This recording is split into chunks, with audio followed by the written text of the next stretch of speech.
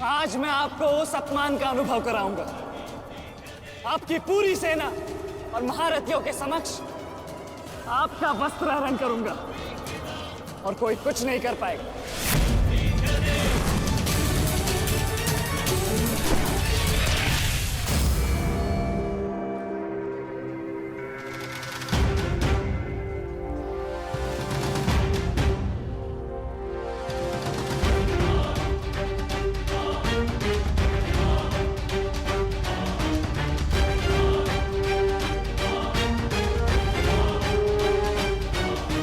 अनुभव करो उस अपमान का, अनुभव करो उस वस्त्राहरण से हुए अपमान का जो आप सभी ने किया। नदी जब सीमा तोड़ती है तो बाढ़ आती है। आज आपकी पाप की धारा की बाढ़ में आप स्वयं बह जाएंगे काकाश्री।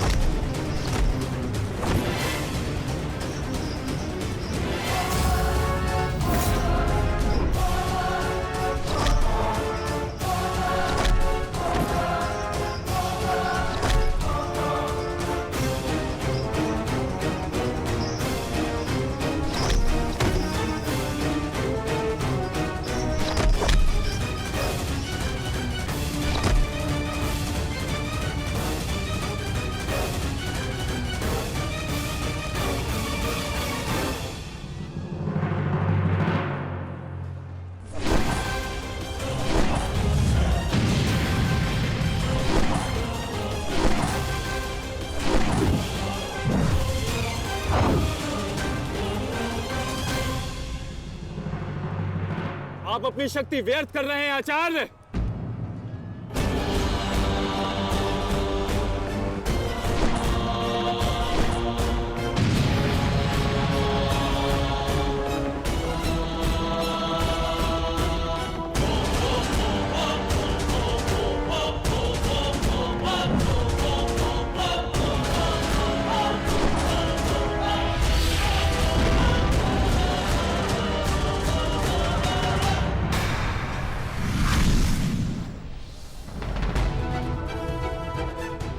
दुर्योधन को मेरी सहायता की आवश्यकता है। चलो सत्यसेन।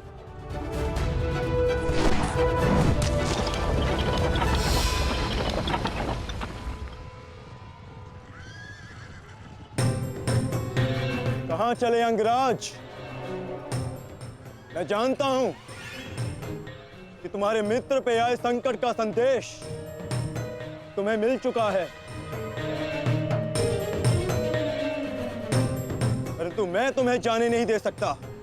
तुम कदाचित मुझे रोक सकते थे अर्जुन, परंतु तुमने एक भूल कर दी। तुम अपने रथ पर नहीं हो अर्जुन। हाँ, वासुदेव तुम्हारे सारथी हैं, परंतु महाबली हनुमान का आशीर्वाद तुम्हारे रथ पर नहीं।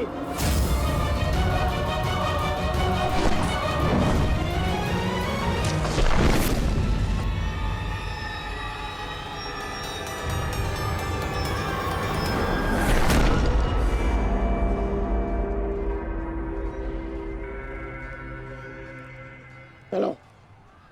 मैं अभी भी पराजित नहीं हुआ हूं कर्ण। तुम इस प्रकार द्रोण छोड़कर नहीं जा सकते।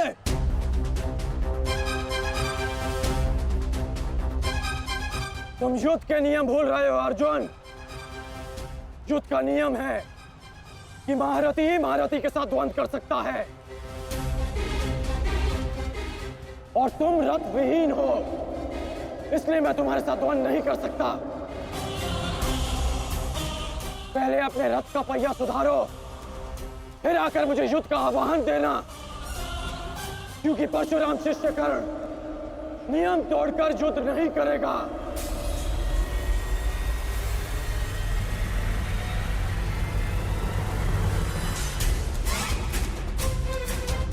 चलो सत्यसेन।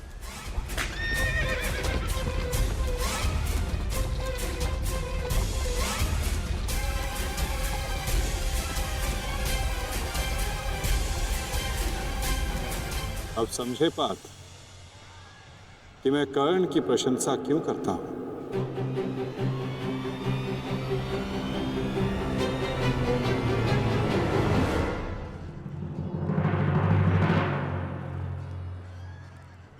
मानता हूं कि आपका वध करना काकाश्री की प्रतिज्ञा थी।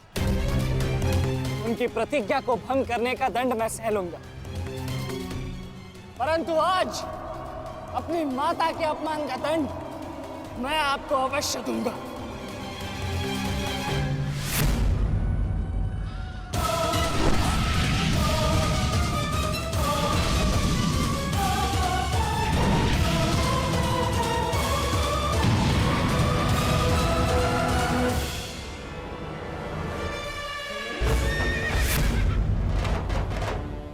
किसी की प्रतिज्ञा टूटे पर मेरी प्रतिज्ञा नहीं टूटेगी अभिमन्यु। और मेरी प्रतिज्ञा है कि जब तक मैं जीवित रहूंगा मेरे मित्र के प्राण नहीं जाएंगे।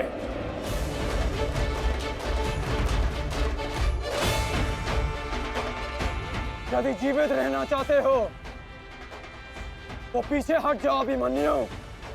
आप भूल रहे हैं अंगराज कि मैं किसका पुत्र हूं। पीछे हटने के बारे में सोच भी नहीं सकता। तो प्रहार सहने के लिए तत्पर रहो।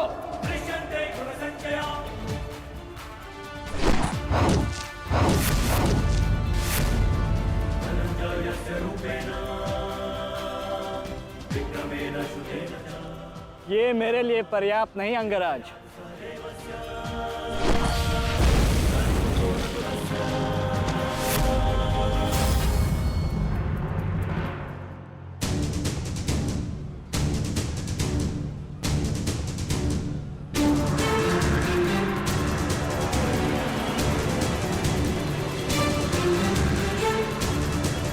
ना मेरे पास बाणों की कमी है और ना प्रहारों की।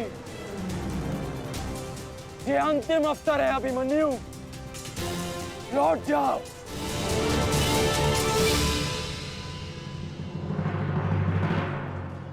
तो मेरे तुनीर में भी उत्तर प्रस्तुत है अंगराज।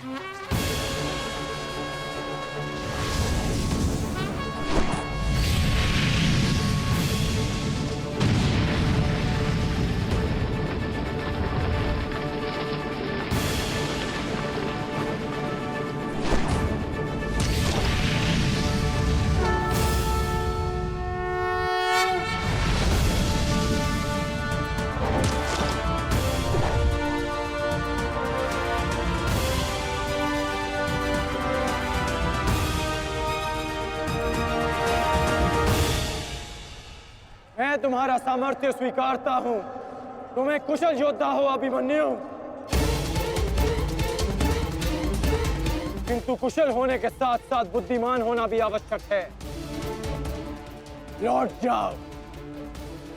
यदि कल युद्ध करना चाहते हो तो आज जीवित रहना सीखना होगा। लौट जाओ अभिमन्यु।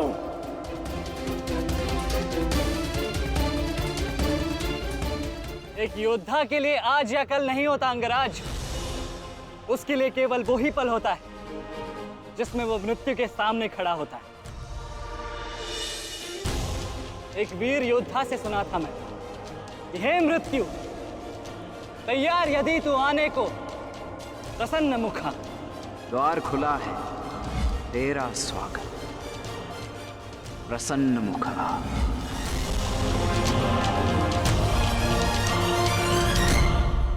मुझे रोकने का अब केवल एक ही अस्त्र है आपके पास। ये आपको मेरा वध करना होगा। तो लीजिए अंगराज, अपने पुत्र के मृत्यु का प्रतिशोध लीजिए। आपके समक्ष आज वो योद्धा खड़ा है जिसके पिता ने आपके पुत्र का वध किया था। प्रतिकार कीजिए अंगराज, रुके क्यों है? क्योंकि जो पीड़ा मैंने सही, मैं नहीं चाहता कि वो पीड़ा मेरा शत्रु भी सहे।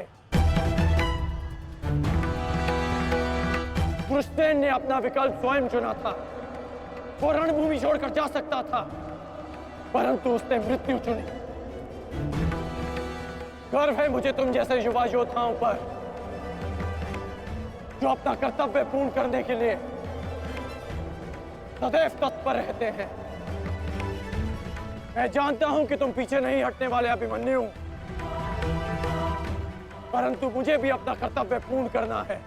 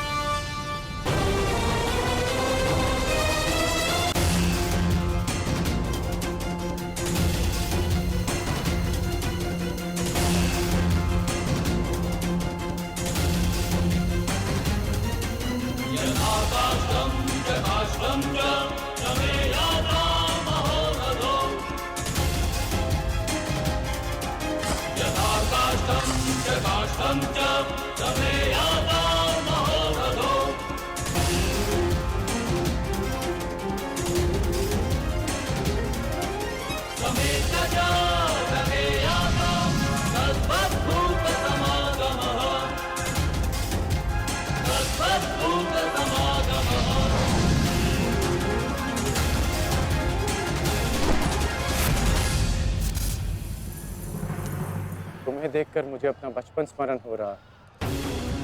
अभी तुम्हारा जीवन आरंभ हुआ है वत्स। इसे इस प्रकार व्यर्थ मत करो। मैं आशा करता हूं कि अगली बार जब हम दोनों मिले तो दो शत्रुओं के भांति नहीं, तो वीरों के भांति एक दूसरे के गले में। अभी तुम्हारा जीवन शेष है। जाओ वत्स।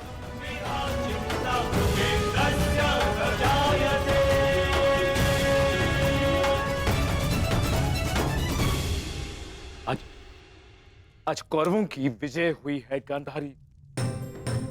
पांडवों की एक अक्षुणी सेना को ध्वंस कर दिया है हमने आज। भीम हमारे एक भी पुत्र को क्षति नहीं पहुंचा पाया, एक भी।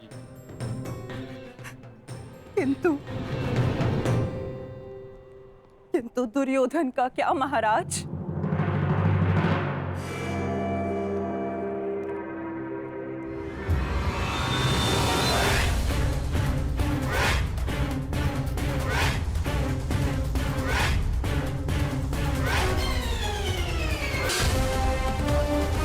मित्र,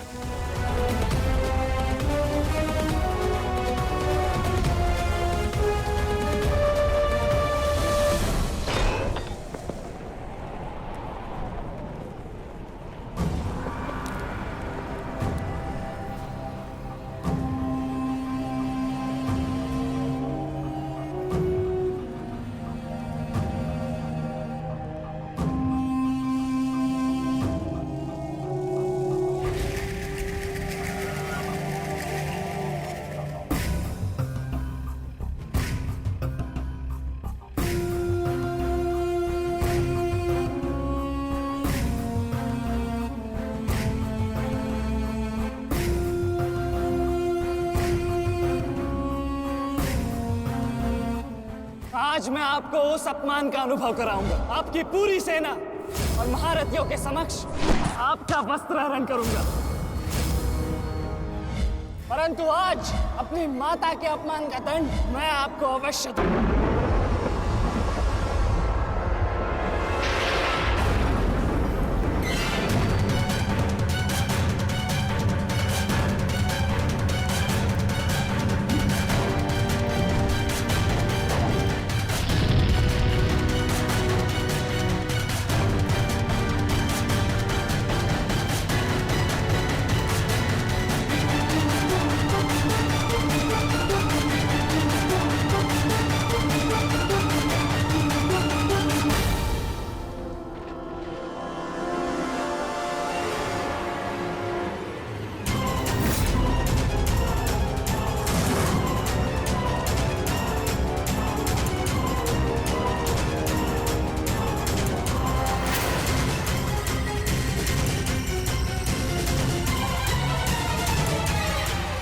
दुर्योधन, रुकिए ज्येष्ठ, ऐसा मत कीजिए।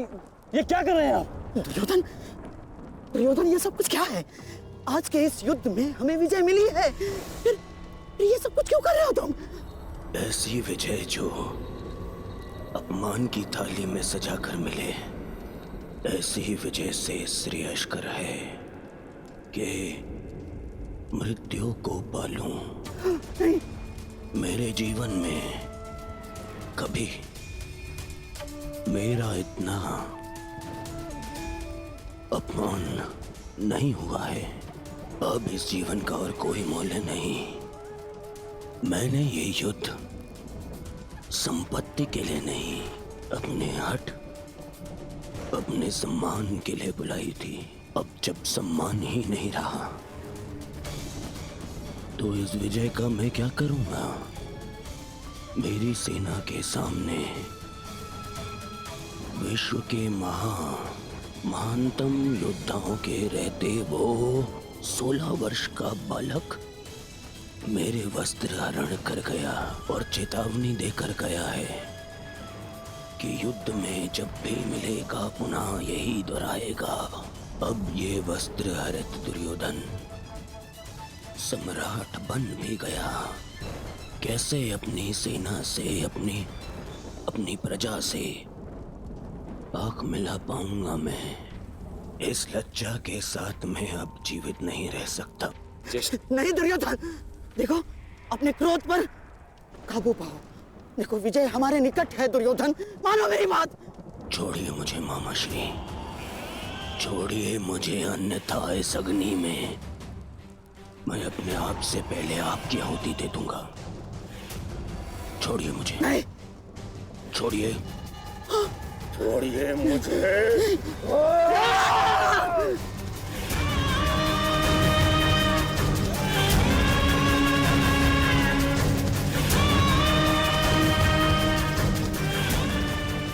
नहीं, नहीं दुर्योधन, देख क्या रहे हो मूर्खों? कोई रोको इस अनर्थ को।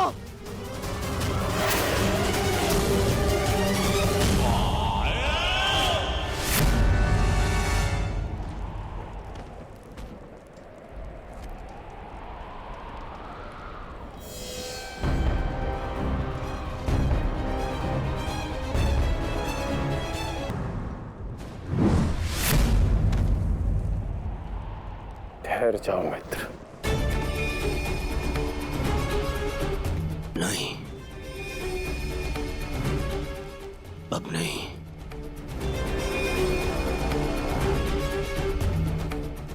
क्रोध में विवेक मत खो बैठा। जो अपना सम्मान खो चुका हो उसके पास खोने को और क्या शेष है? ले लेने देते उस अभिमन्यु को मेरे प्राण, वीर गति तो मिलती।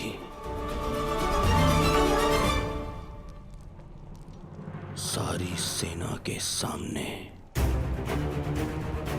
मेरा वस्त्र हरण कर गया वो बालक, जिन पांडवों का सर कटा हुआ देखना चाहता था, उन्हीं का बालक मेरा सर झुका गया।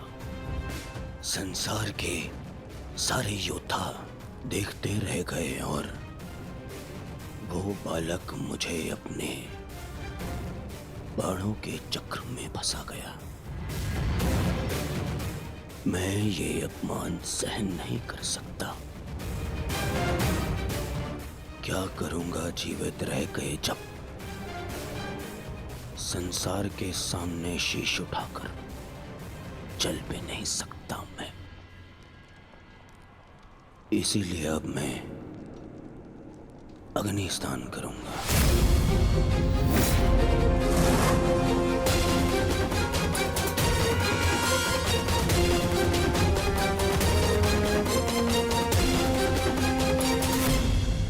जो अग्नि यहाँ जल रही है उससे कहीं अधिक अग्नि तुम्हारे पिता के हृदय में जल रही है। क्या तुम अपने 5 भाइयों का बलिदान व्यर्थ जाने दोगे? क्या अपने पिता को दिया वचन भुला दोगे तुम?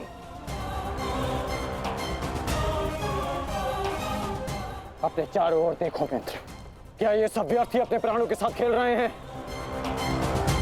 जो वीर गति को प्राप्त हुए हैं, क्या उनका बलिदान व्यर्थ जाने दोगे तुम? तुम्हारे अनुज, तुम्हारे मामाश्री, तुम्हारे गुरुदेव, ये सब तुम्हारे सम्मान, तुम्हारे अधिकार के लिए लड़ रहे हैं, और तुम अपने कर्तव्य से मुंह मोड़ना चाहते हो? पूछो अपने सैनिकों से कि आज जो युद्ध में हुआ, कि क्या वो उससे लज्जित हैं, या वो कल युद्ध में उसका प्रतिशोध लेंगे? बोलो सैनिकों! प्रतिशोध लेंगे! प्रतिशोध लेंगे! प्रतिशोध लेंगे!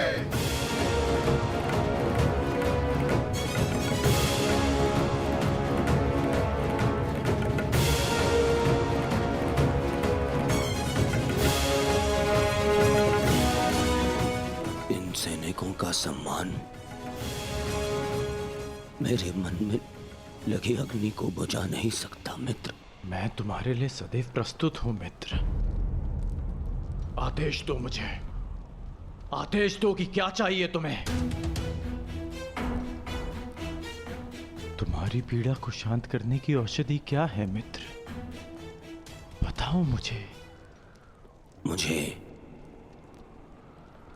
अपने इस अपमान का प्रतिशोध चाहिए।